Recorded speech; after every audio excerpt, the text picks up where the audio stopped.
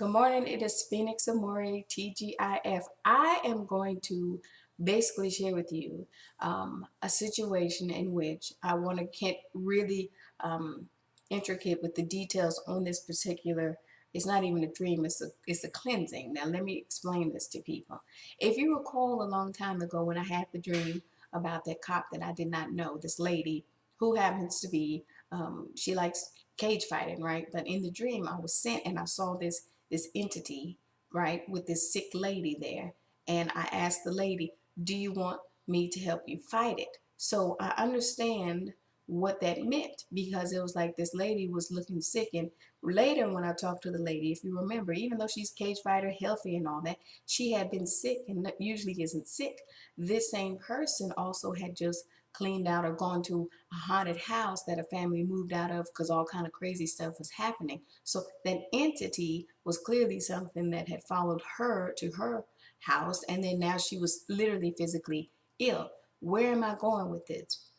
When I start to get a little bit sick, okay? Now, some sickness is just germs. Some sickness, when some fool is trying to dabble on you, that's what they try to do. So I'm not oblivious to that. So one of the things with me is when I'm already taking the vitamins and all that kind of stuff and doing the thing on the body level, you now go into that spirit level. If you're gifted in that realm, you go into the spirit level and you cleanse out that negativity. When you hear things in the Bible like a bad wife is like a cancer in a man's bones or unclean spirits, that stuff is very real. Unclean spirit, for example, would have been that entity in that lady's door, and I could see it and I said, I could help you fight it if you want to. In my case last night, a self-cleansing in this moment, because of the fact that I'm at the end of that. And my illness did not get bad. It's like a cold.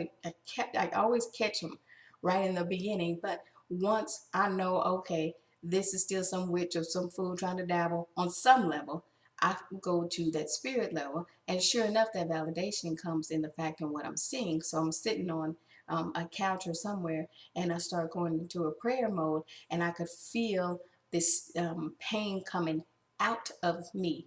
That is when you're talking about when somebody's trying to dabble. Remember the whole thing with the Illuminati, and they said the snakes represent that. So understand, if you think about body form, doctors or nurses, when somebody's bitten by something, guess what? It stings, right? So normally you have to pull that out. That hurts coming out just the same. So understand, spirit level, spiritual plane is that same concept where I was sitting there and praying and I could feel this stuff coming out and it was hurting, but it was almost like a validation for me. I knew some fool was still trying to dabble. So understand, me being calm the way that I am, it is because I've already been trained. When I say trained by God, that stuff is literal.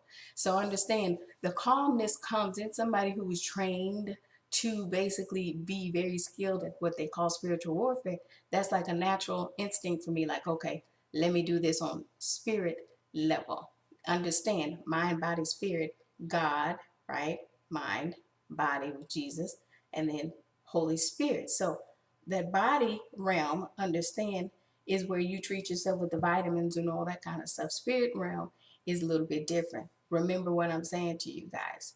Now, what I wanted to really address now with all this stuff is the fact that how people get caught up in witchcraft so easily is because a lot of the movies and the era that we went through, where we had the movies like, or the Charmed and all that kind of stuff, people started to forget the cost sometimes that come with witchcraft, because guess what? They start wanting to inflict harm on people. And that is where you start to owe. Because understand one thing that's a common thing that we've seen here, even when I put up the thing about the animals, see, I'm schooling you guys so you understand when somebody's trained, okay, by God, as I said, I know what I'm talking about when I start talking about toads and the black widows and even a hare. I said, I jump over you like hair. Some animals, basically, on the spiritual plane, when I talk about animalistic ways, even, that's God showing me certain people.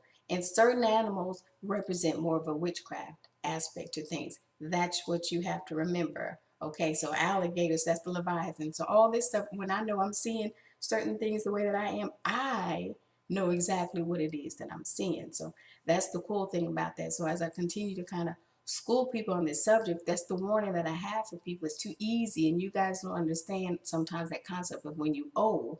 That is when you've made a deal with the devil, as they say. And sometimes people don't really get what that really means. When you start dabbling in witchcraft and you start using spirits to do certain things, that's where you run into trouble, because you literally are making a deal. It's like, hey, if you do this for me, then guess what? You owe. So when you hear me say stuff to people that have been dabbling for a long time and doing and inflicting harm, and I say, now you know you owe, that's what that means.